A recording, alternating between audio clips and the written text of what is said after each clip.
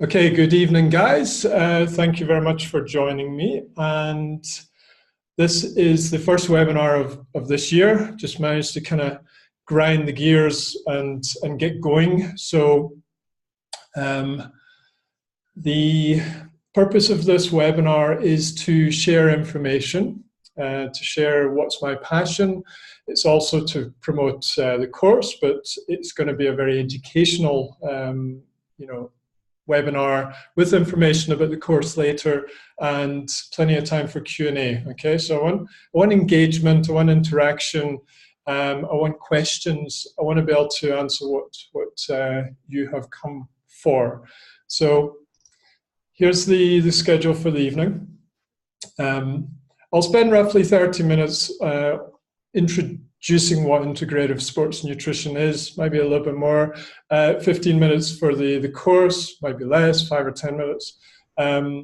Depends on questions. So fire through questions as you want to, but there'll be specific question time at the end. If it's a relevant question that pops up when I'm talking, I will respond to it. If it's going to maybe disrupt the flow, not so relevant currently, I'll leave it till a bit later. Okay, we all good? So I want to ask you, I haven't created a poll, but you've got this little text box. I want to ask, what do you do?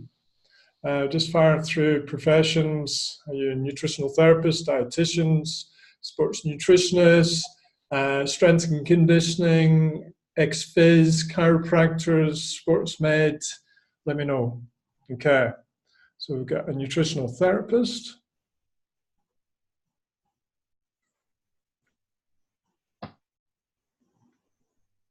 Don't be shy, guys, or maybe you just haven't found out where the chat box is.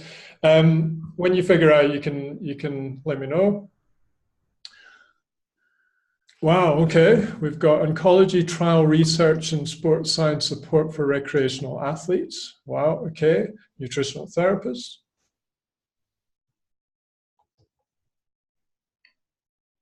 Okay, right, I'm going to continue. So I'll just introduce myself. Some of you may know me, some of you may not. So I'll just give a very quick overview of who I am and where I come from. So this is little me in the red shorts when I was 11 years old. I had basically taken up athletics and I was very good at it. This was the exactly same year. I was 11. This guy winning in the British vest is Steve Cram. He was my hero.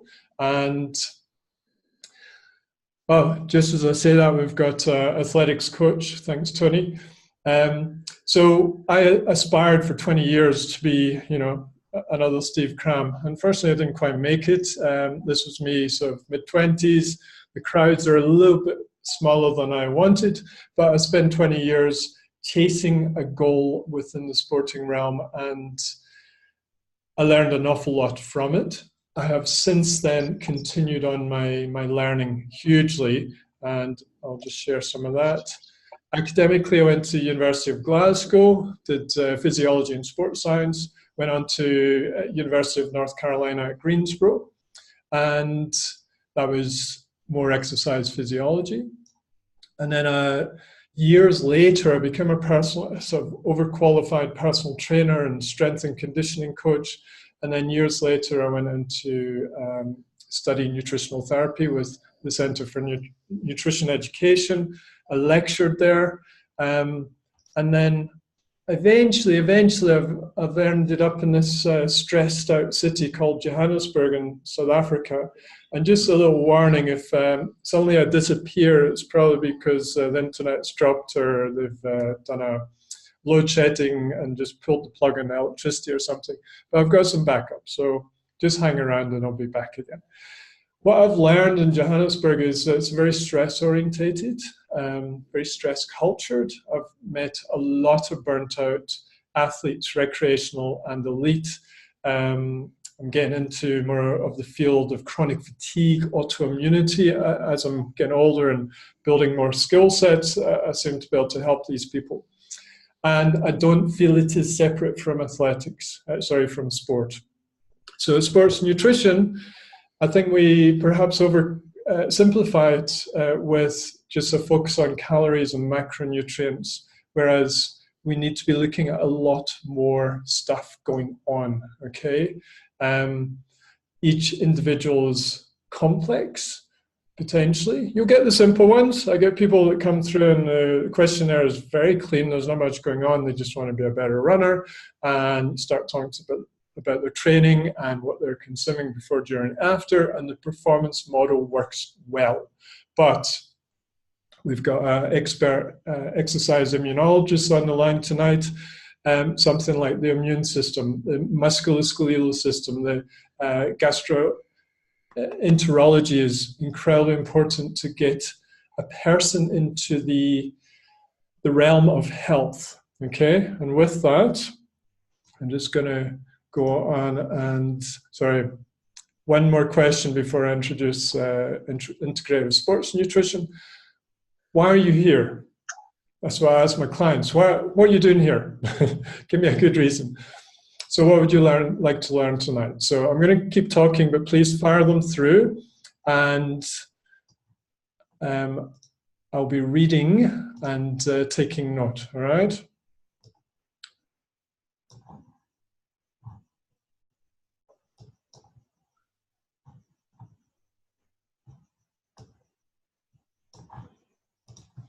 Okay. So as you do that, I'm going to just introduce integrated sports nutrition. On the left-hand side, we've got conventional sports nutrition, which I believe is very performance-based. We've had research from the 1960s/70s, and I did a paper last year, I think it was, on the history of sports nutrition. And ironically, it evolves from the physiology lab and from the era of doing lots of biopsies and measuring carbohydrate levels in the muscles. So there's been almost an over-focus on carbohydrates for many years. We've had a bit of pendulum swinging going on with ketogenic diets, and in South Africa we've got the Banting diet, high fat, low carb scenarios. But it's all very macronutrient focused. On the right-hand side, we've got integrative nutrition, which is focused on the health of the individual. Gut health, immune health, musculoskeletal, neurotransmitters, etc., etc. And what this course and what this identity of integrative sports nutrition is trying to do is just join them up. It's not saying this is better than that. It's like, okay, let's throw in some missing gaps. Okay, so that's essentially what I'm trying to do.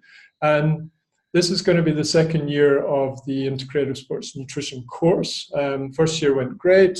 We had a mixture of nutrition-focused people and exercise-focused people. So it's a nice mix. So firstly, what is sports nutrition? Is it this? A lot of people think it's this, pots and pills.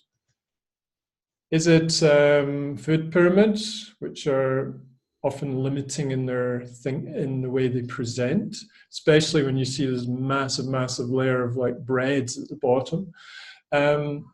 Is it nutrient timing, which is a concept within sports nutrition, which I believe is important, even though it's getting almost threatened these days? Is it genetics and individuality within nutritional therapy, especially the Center for Nutrition Education, where I came from?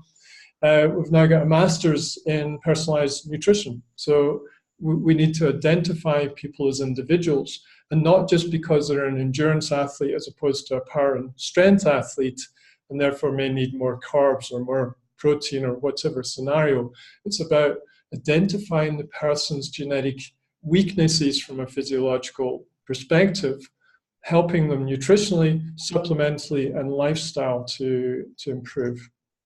And lastly, I can't walk past a marketplace like this without, wanting to buy some stuff. This, to me, is what food is all about, okay?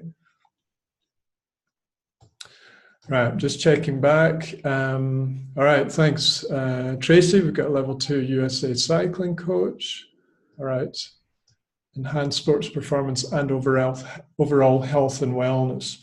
So I believe this kind of presentation, this kind of concept has got a role, and I believe it's also a good time for it because people are starting to realize the importance of health for athletes.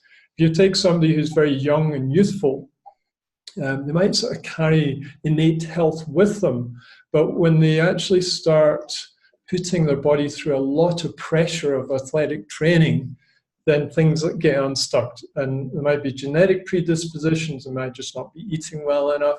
You need to actually start building the base, okay? And this is just a little extract of the ACSM guidelines quite recently. There's more than this on it. There's information about fluids and electrolytes and so on, but I just want to share this because it's very macro focused. So calories are carbohydrates quite specific, protein quite specific, fat quite specific.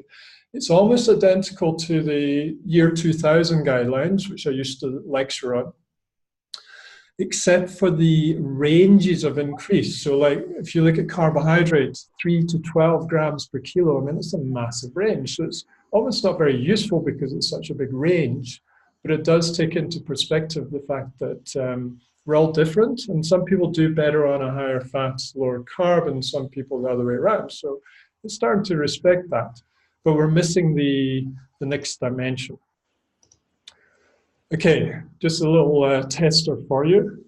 What's the similarity between an apple, 2 shitty slices of white bread, and where is it? Why is it not coming? Oh, sorry guys, it's like my broccoli's disappeared.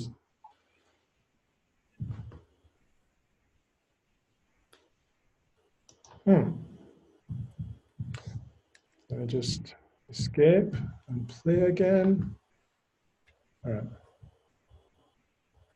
Right, there we are. So what's the similarity between these three things?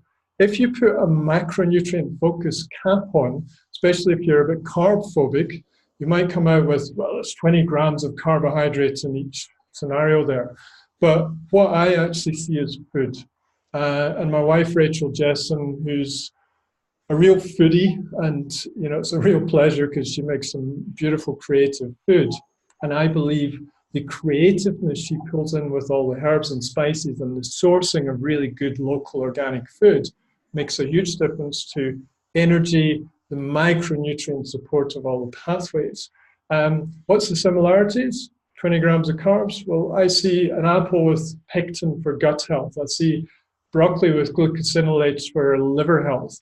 I see 2 shitty slices of white bread, which probably all they do is irritate your gut lining, create an inflammatory response, which for some people triggers other things, immune, stroke, musculoskeletal, etc., or just gut issues, which has been studied nowadays a lot more. Okay, performance pyramid. I'm going in reverse order here. The standard athlete will walk into a Holland and Barrett or some kind of supplement or health shop and say, okay, what sports drink's the best to go faster? How much creatine do I need to, grow my guns? That sort of thing. But to me, it's like the cherry on the top. And supplements aren't just the performance supplements. We should also be looking at the micronutrients. We should be looking at oils. We should be looking at amino acids. We should be looking at herbs. Whatever is nicely tried and tested and works for that individual and is appropriate at the time. Of course, we need to be aware of drug testing and informed sports and the likes, but that's the theoretical aspect. Performance nutrition, it's about quantity. Carbohydrates, fats, proteins, how much for that particular individual. And of course, we individualize this information. How many calories in the total day? What's their requirement from their sport? What do they have before, during, and after training and performance? I go deeper. So integrative, or in other words, functional nutrition for health. But then what about just the real basics? How many athletes will walk into the supermarket in the UK with the word letter T at the front of its name and buy the cheapest stuff that they can? When I come to the UK, if I was to taste that produce, I would leave it. The first time I immigrated to South Africa, I came and bought from that particular supermarket, and it tasted like water. So then I went to Waitrose and bought organic, and okay, it's a lot better. Not as good as we get here, actually. There's a massive difference if you can replace a carrot that tastes of water with a carrot that tastes of nice earthy flavor. You're getting those minerals coming through the food. So that to me is the real base. And then there's a real energetic component around food, which is way beyond tonight's. But I just want to sort of throw it out there. If you and your athletes can become almost like foodies, you can make a big difference to overall health. Okay, just a little history of integrative and functional medicine. Probably the biggest influence has been the IFM, Institute for Functional Medicine, which actually started in '91. So it's almost 30 years old now. And that's sweeping the world in terms of general health and medicine. It's mostly doctors that train in it, but you get a lot of nutritionists who train in it as well. Why is that not in sport? Why is that not relevant to an athlete? An athlete puts even more stress on their body than a lay person. Okay.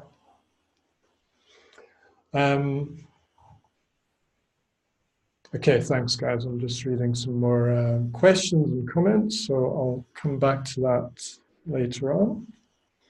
And then my background, nutritional therapy. Did you believe it that the Institute for Optimum Nutrition started in '84? It's just a little diploma course, not very respected, and it's still there. It's still pumping out close to 100 graduates every year. In the early 2000s, the college I went to, CNE, came about. And then more in the sports realm, CNE asked me to put on a postgrad module in 2006, which I did, and it was called the Competitive Athlete. So that's still running, but it's called Personalized Sports Nutrition now. I'm still slightly involved in it, but not leading it anymore.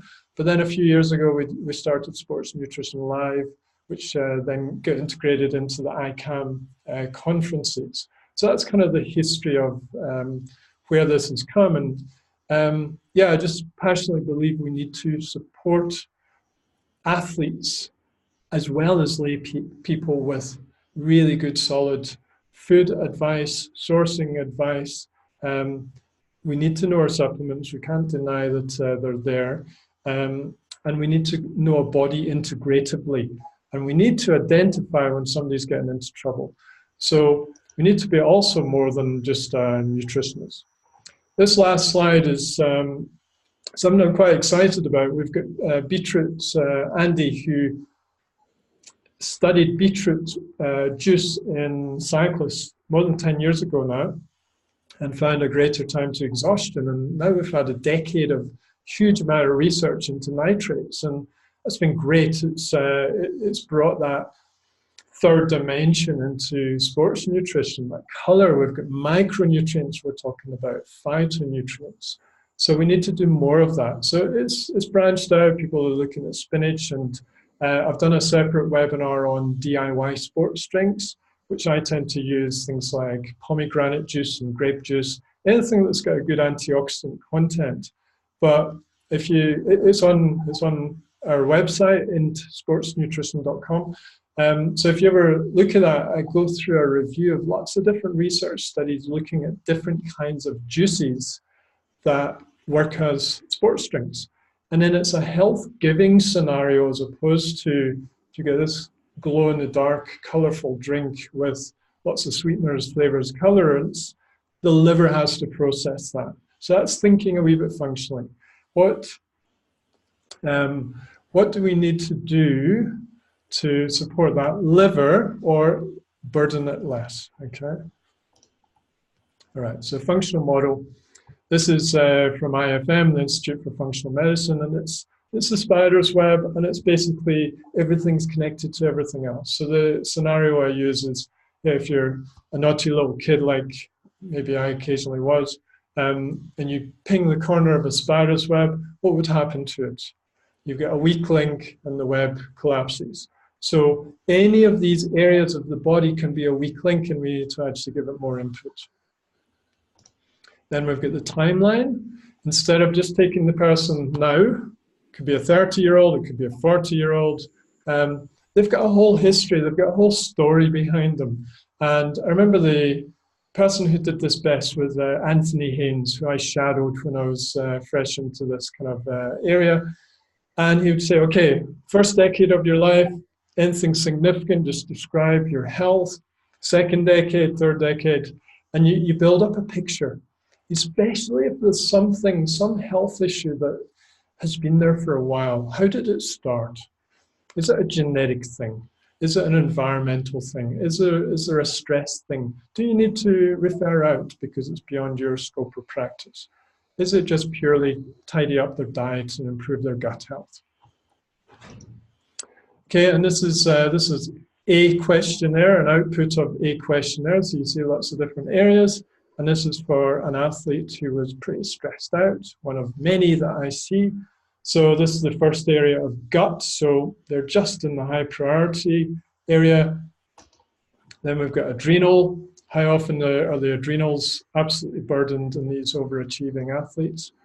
I've just highlighted 3 things because they were important for that particular individual. And then central nervous system. So the sympathetic versus parasympathetic balance, the yin-yang kind of experience, I look at a lot. I'm tuning into it. I use yin-yang as a kind of representation. How much hard training are they doing? How much recuperative exercise are they doing? How much recovery patterns are they doing? How's their nervous system? Is their hypothalamus and pituitary just, hammering away at the adrenal axis? Is there no respite? So all the really important things to look at. And then just within this sort of general model realm, here's a diagram I like because it doesn't just come from nutrition. We are trying to embrace the physiology of that athlete and make it better. So if we're working in nutrition, here we are here, but we also have to integrate with the exercise specialists, health specialists. We need to be looking at the recovery patterns. I've got another similar diagram with different things on it. So know you're part of this is a cogs diagram. You're part of a system. Don't be too egotistic that you know everything and you can sort that person. It might be more of a training thing that they're having to deal with. It might be more of a sleep recuperation kind of strategy.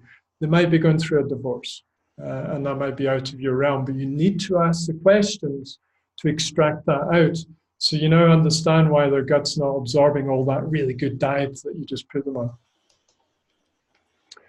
Okay, so I'm going to give 2 examples just of the way of integratively thinking. One is gastrointestinal.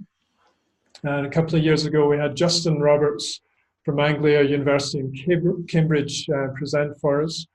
And he's become a gut specialist.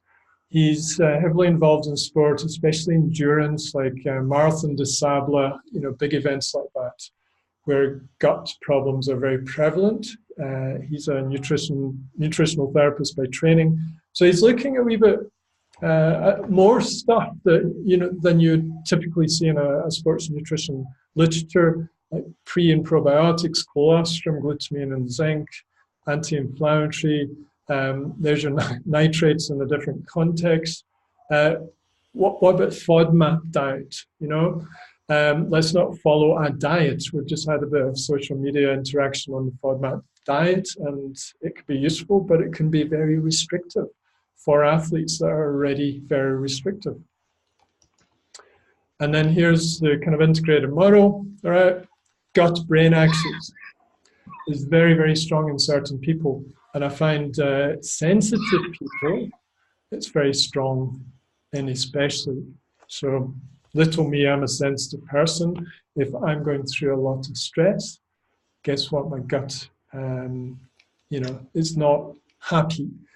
And the gut's got a higher level of GABA neurotransmitter than the brain. Just as one example, it's a lot more complex than that. The enteric nervous system is massive. It's the second largest neural system in the body behind the brain. So very, very important to recognize that, because sometimes you give them all the probiotics and the digestive enzymes and this and that, and you do an expensive stool test with them, and you do a cleanse protocol, and they're still not coming right. Think about stress as well.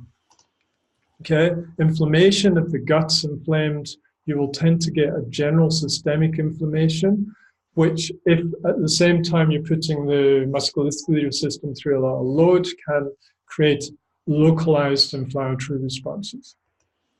So by getting the gut better, you've got a better chance of healing and also avoiding injuries. Here's the bloodstream, and this is representing the immune system. So I think it's quite well established now that give or take 70% of the immune system's in or around the gut. So if we want a strong immunity, we need to support the gut. So, for a lot of things, for general health, but especially for athletes' health, we need to get the gut healthy. And my colleague Simone de Carmo,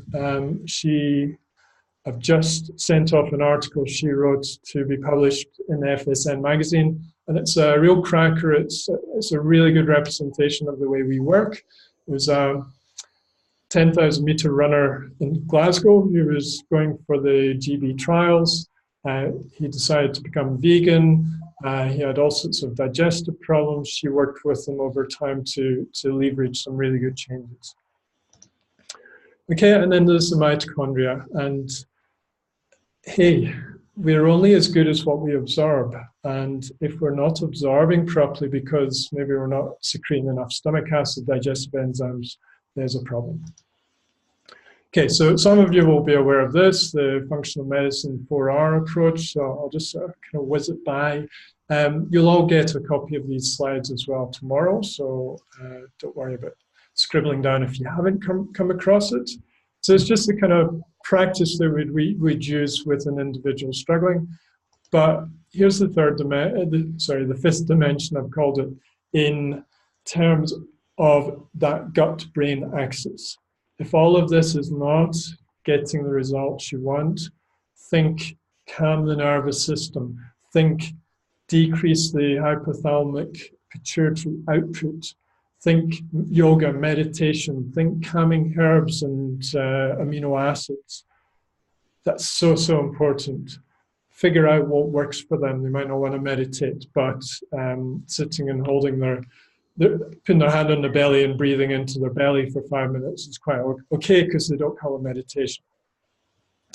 Okay, so I just want to talk about energy for a minute. And mitochondria, I'm quite fascinated about. When I came through Exercise Biz, we discussed mitochondria a lot because it's the realm of energy production. But since then, I have got very interested in the field of chronic fatigue, fibromyalgia, ME, anything that is a burdening kind of health situation. And we think of that as ill people. But funnily enough, it's a lot of athletes that get there. Most of them kind of recreational because they're balancing their work, their family, their exercise, generally compromising their sleep, and gradually adrenal fatigue, there's general more metabolic fatigue, and they hit a chronic fatigue situation. And mitochondria is so, so important. Okay, so it's very related to a lot of dysfunctions in the body. And we can actually support it. So I'm going to give you a little rat story. And it's I presented this at Sports and Nutrition Live once. And the screen was bigger than the wall behind me. So there was this massive rat that was bigger than me. So it was quite funny. This study looked at a group of rats, tested them for their aerobic endurance. They split the group into two, the best ones and the worst ones. then they're allowed to breed within the groups. Each time they would find the better ones and the worst ones. And they did that for 11 generations. So interbreed, interbreed, each time taking the better ones, interbreed, interbreed, taking the worst ones. Okay, so what they found when they compared the best group with the worst group, the rats bred for their endurance abilities could run for, sorry, the chat box is in the way, 3.5 times as long as rats who are bred for their couch potato status. And aerobic capacity was strongly associated with the amount of mitochondrial biogenesis transcription factors. The unfit rats essentially presented with metabolic syndrome. Okay, so quite interesting, and we've studied a lot in genetics now with the mitochondrial biogenesis aspects. So here they all are at the end of the study, absolutely knackered from all these treadmills. And talking about mitochondria, we all know this.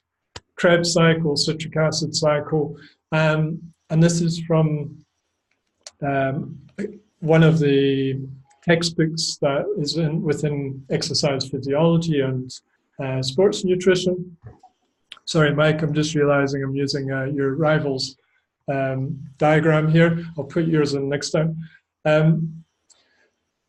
It tells you that all the sequences of biochemistry, but years later, when I started studying nutritional therapy and functional medicine, I came across another book which is quite well known, and it's Lord and Brayley, and they added in all the cofactors for me.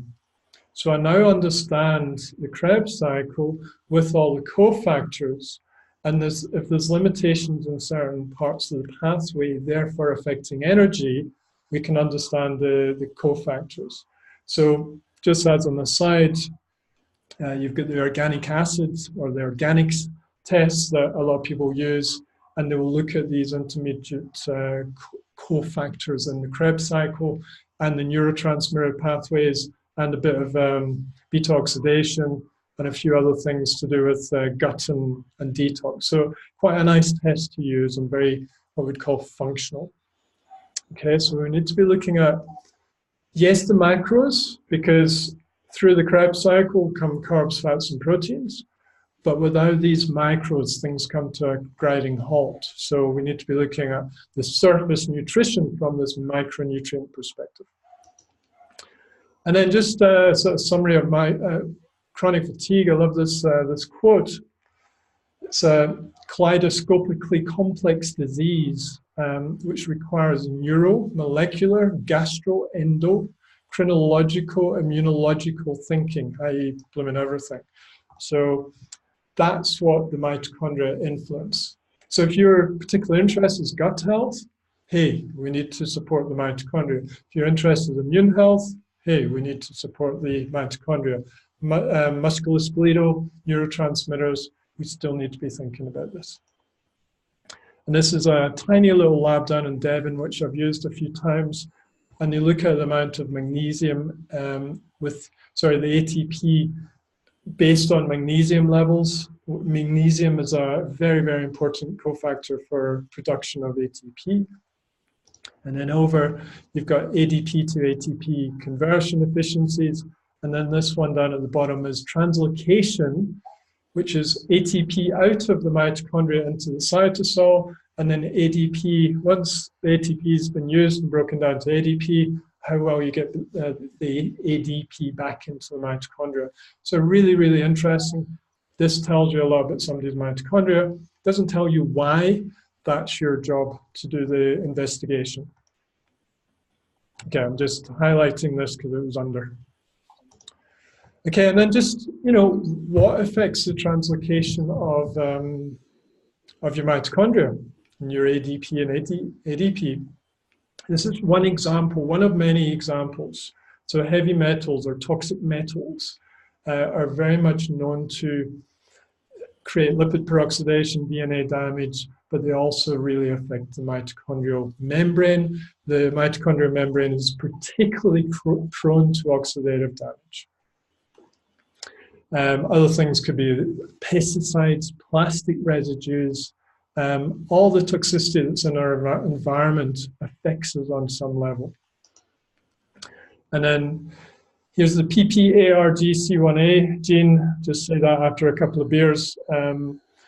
This is a very well-researched gene within the mitochondrial genetic space.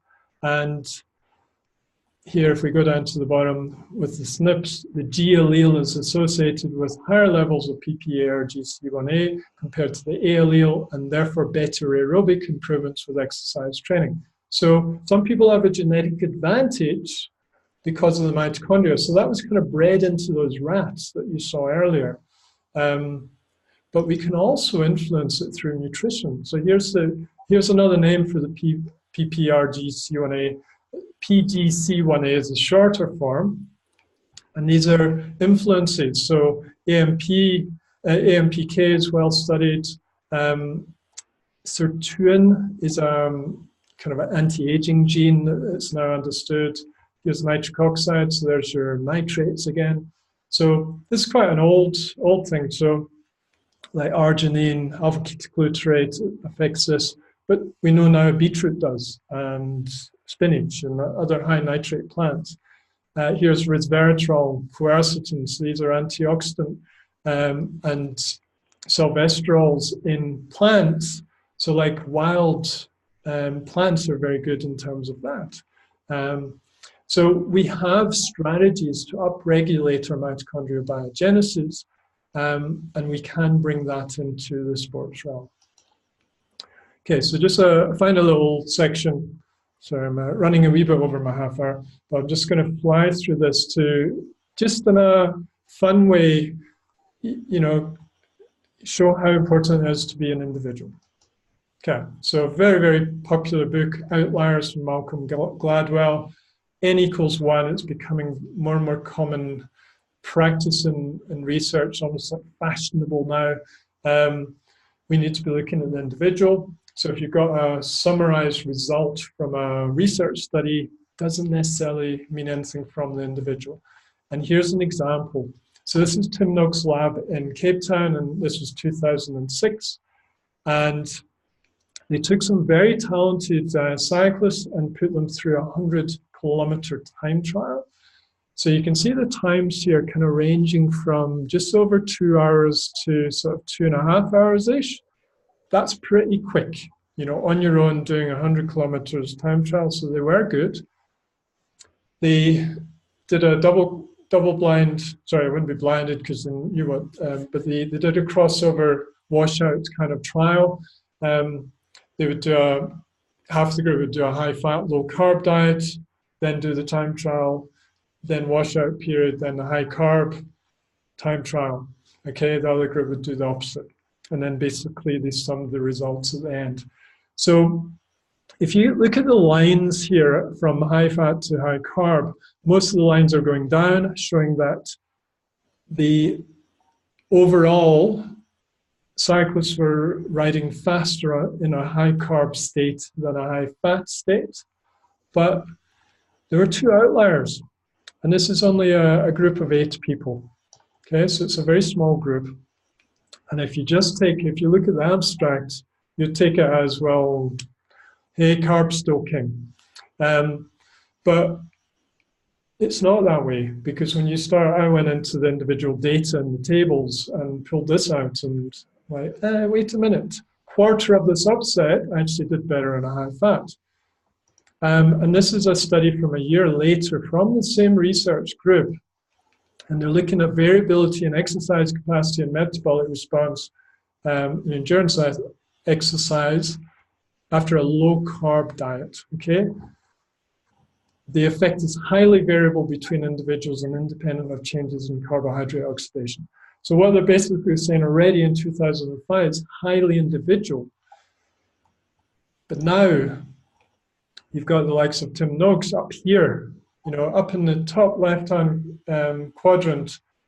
It's all about high fat, low carb, and it's very much filtered lenses that he and colleagues are looking through. And then you get some people down here still, defending very strongly the carb as king scenario.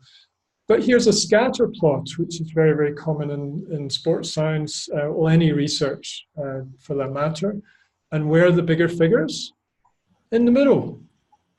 So maybe we should be thinking about that within nutritional strategies for athletes. And we've kind of gone like black and then white, but I don't like black and white. I like shades of gray. And just so you remember it, I've got 50 shades of gray, okay? But there's a lot more than that because every single person on this planet is very unique, and they might roughly fall into a kind of classification, but you still need to personalize something for them, okay? So personalizing dietary approaches is so, so important. And here's just something I put together. There's the black on the left and the white on the right. You get Banting, Atkins, ketogenic on the left. You've got the old-fashioned, very high carb scenarios. If you're vegan, you're much closer to that side. Although ironically, I've seen a high-fat, low-carb vegan book. So we're going a bit ridiculous at the moment. Mediterranean. I like the Mediterranean approach because it's fresh and there's an emphasis on quality of vegetables and fruits, and there's a bit of olive oil and red wine and fish and a bit of locally made feta cheese. I think we can get that essence of energy from a Mediterranean approach. I like paleo. Some people work well with it. Some people don't do well on grains, so that's fine. Some people don't do well on dairy. And I myself did a paleo approach for a while, but then I thought, well, actually I'm a bit restrictive. I'm a skinny bloke. I need the energy to run. So I introduced some rice. So I was doing what I call the Japanese paleo diet for a while. And then I thought, well, I'm Scottish, so let's bring the porridge back in. So I was doing the Scottish Japanese paleo diet. And then I met my wife and she was into fermenting stuff. So I started bringing in some dairy kefir to my diet, and I found it nourished my gut nicely. So, okay, I'm deviating, but I'm personalizing for me, okay? So last slide, this is a number of years ago. I respect this organization, International Society for Sports Nutrition. And I like this, the quote: "The field of sports nutrition is a dynamic one. The understanding of exercise physiology, psychology, integrated metabolism, and biochemistry are integral to success." So if you're a scientist, you need to specialize. You need to get into the lab and understand intricate detail. If you're a practitioner, which is more what I'm trying to do through this course, give you skills as a practitioner, you sometimes need to, what we call an NLP, chunk up and look at the bigger picture. And even though we're nutrition trained, understand a little bit of exercise physiology, understand a little bit of training theory, understand a bit of sports psychology, understand health psychology, and then you can better understand your athlete. And I try and build some of these aspects into the course. Okay, so just a little bit about the course, and then I'll open up to questions. Okay, so as I say, this is the second year. These are the dates for this year. So we've got Module 1 in May, Module 2 in July, Module 3 in September. And it's hosted at Kingston University by Dr. Hannah Moyer and Chris Howe. And they've been really, really great hosts. And Hannah's a great lecturer on lots of different exercise physiology subjects. We also do it online. So this is just, if you go on our website, basically you'll see videos, and they're just teasers. These are like 1-minute videos of lots of different things on the course. This is me talking about genetics quite early on, but there's all the other lectures as well, just little samples. So you can see, you can look at the video quality, you can look at the kind of way we present it. So it's professionally edited and put together. And then about a month later after each course. If you're doing it online, you will get it fresh from that. But of course, we've got 2018, so you can start at any time if you want to do it online. And this is how we flow.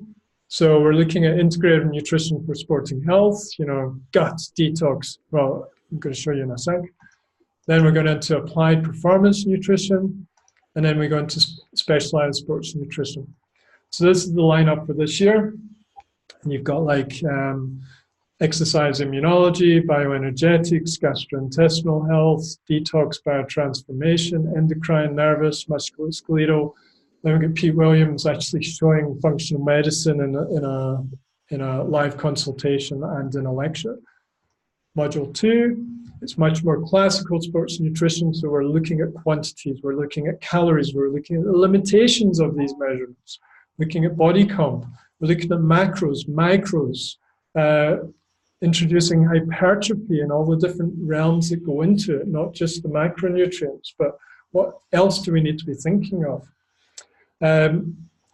I've included a bit on the ketogenic diet with Alex Ferretti because it's topical.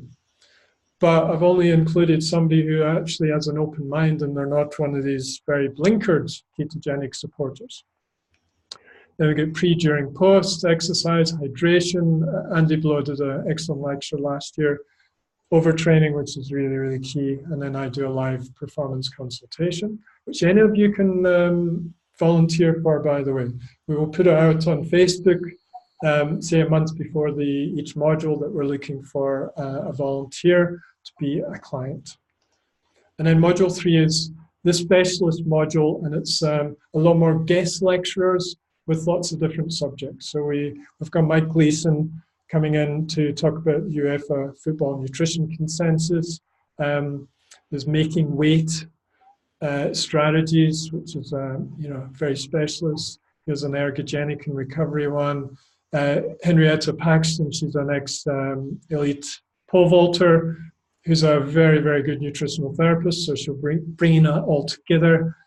There's even a bit of a business one here, and then I've got an expert in functional testing from Stockholm, Sebastian talking about heart rate variability in footballers, and then Rick Miller, who's a dietitian with a different style from me, so I try and provide different styles in this course, doing a consultation. And then we give reading pre and post each module. We do webinars pre and post. So I only do 1 or 2. It's mostly I pick guest people who provide a different perspective. So I bring in my wife Rachel a couple of times because she gets more into food sourcing and farming practices, and then she's passionate about stocks and fermented foods and puts that into a context for an athlete. Then we get post-module assignments. They're not hectic. I make them thorough. You need to think, you need to apply yourself. It's only a little bit of multiple choice, but then kind of case study type assignments. The third module is just a case study, but a slightly longer one. And you have a closed Facebook group for discussion and study. So yeah, it's very active. Lots of people asking for advice for their clients, or if it's coming up to assignments, then obviously discussion with that. And we're a small organization, so you've got good access to your tutors, which is myself and Simone de Carmel. She's based in Glasgow, and brilliant young lady. And then we've got endorsements already from Bases and Intex and nutritional therapy. We're just waiting for BANT, that's in the pipeline, and we're also waiting for SENR. Okay, so if any of your SENR registered, that's a good connection. And last thing, how much did it cost? Because we all want to know that. These are published on the website. The full cost of the whole course, including everything, for in person at Kingston University is 2299. But until the end of March, you can get in and get it £300 off. got an online price that just stays at 1999 because there's not really an early bird because you can be starting anywhere. There's a student price. This is the early bird price. The full price, if you miss the early bird, is about £100 more. And then there's a payment plan as well. So yeah, some people really want to do it, but £2,000 is too much. But spreading it out, it's quite affordable to them, especially students. That's now well under £100 a month if they do it over 12 months. And then I've got discounts. So you'll get 10% off if you're a BASIS member, a band member. If we get the when we get the SENR CPDs, that will be included there as well. And if you do a friend referral. But for this webinar only, I'm going to take another 10% off. So to put it into context, if you are interested in this course and you're like, will I, won't I? I'll just throw a little bit of pressure there. But early bird takes it down to under 2,000. If you're a member of any of these organizations, you're down to 1.8, and then another 10% down, it's just over 1.6. And you can spread that out if you want. Okay, right, so that's me finished wittering on. There's some contact details, but the website is intsportsnutrition.com. And I'd like you to fire some questions over.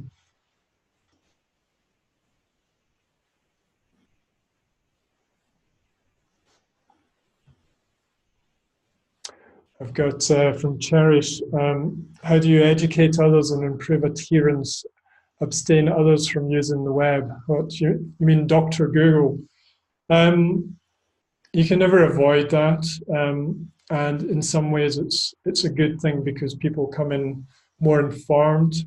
But what I'm finding in my own practice is people come in with partial truths because they tag on to somebody who's very good at doing podcasts, and they've got a really specific recommendation they make, and it might be a low carb or a high carb, or it might be intermittent fasting. These are all sort of fashionable things right now.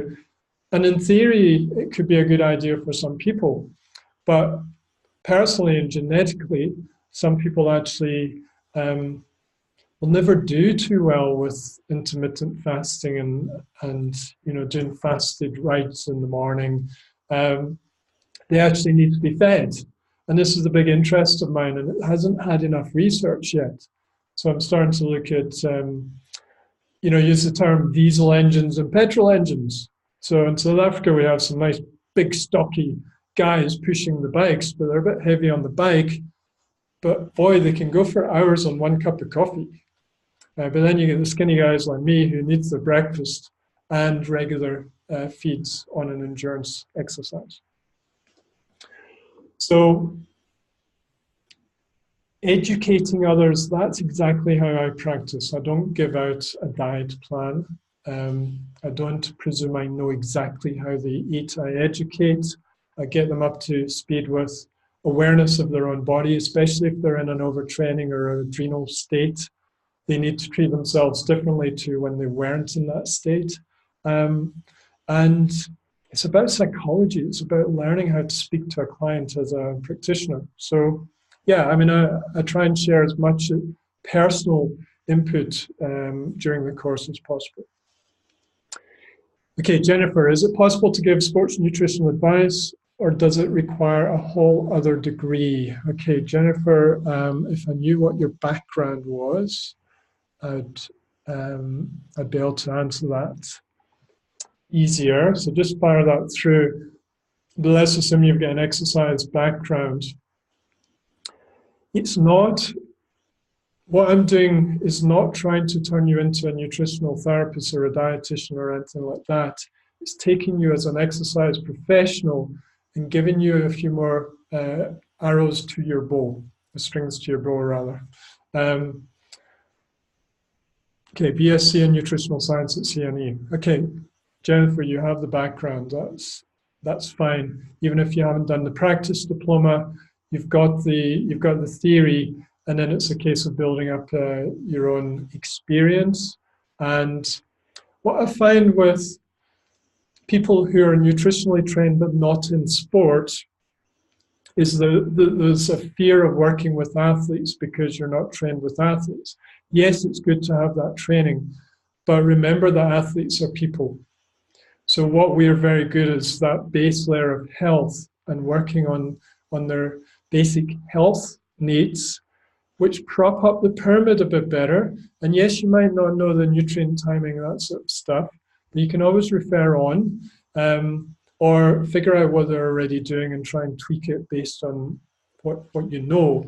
But a course like this will just get you into another learning state so that you're able to start bringing that into fruition. So you wouldn't call yourself a sports nutritionist or anything, you'd still be a nutrition specialist, but you have an interest in exercise. So this is a debatable point. I'm just sort of sharing my opinion here. I used to be all about, okay, you need this degree for this and that degree for that. But I've seen over the years some very, very talented people who are qualified in this area, but they cross over a little bit and work in this area and they get some very good results. It's about knowing your own limitations. That's really, really key. Don't cross over and do something completely different. But if you're able to work within where you're trained and give some extra advice that you can see and you feel it's going to benefit them and it's not going to hurt them. Yeah, don't hurt them. That's the key. But something that can benefit them without harm, then give it a go. Get close feedback. Don't just leave them with it. So that's being a good practitioner as well. Okay, anyone else with a question before we tie up? Any questions about sports nutrition, about integrative practice, about where you are as a professional and what you aspire to do? Any questions about the course?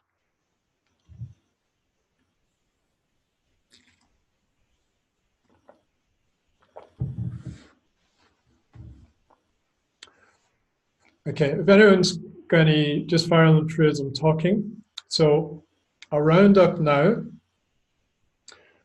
I've shared the kind of stuff that that we do at the Integrative Sports and Nutrition Centre, and it's just a little taster of the course. Obviously, that's spread over, I think it's about 160 hours. It's about 100 hours of kind of class time or online time, but then you add in webinars, then you add in a bit of assignment time. So it's a decent course in terms of commitment. You know, you need to want to do it, but you can spread it out a little bit. And we kind of unpack the different layers of health. We look at the different layers of performance, and then we go into the specialist subject. So if you're keen, just pop me an email tonight or tomorrow. Just go on the website, that's probably the easiest. So sportsnutrition.com, and go to the contact page, fire through an email. And you know, even if you're not ready to take advantage of the discount at the moment, but you just want to voice interest or ask a question, just fire away. This is the first of three webinars. The second one is with Mike Gleason in a month's time, so 20th of March, Wednesday night at the same time, 6 o'clock UK time. And I'm going to be doing a bit of back and forth with Mike in terms of asking him questions about the work he's done in immunology and also with football of late. And then 3 weeks after that, I've got Pete Williams, he's a functional medicine practitioner. He's a long-term colleague of mine, and we'll do a bit of back and forth and chat about, you know, how do we bring a functional practice into a sporting realm. Okay, guys, so I'll leave you there, and you will get an email tomorrow with a link to the actual recording if you want to watch it again, or send it to somebody who hasn't, and I'll also share with you a PDF of my slides. Okay, so thanks very much for joining, and going to have some nice dinner and relaxing evening.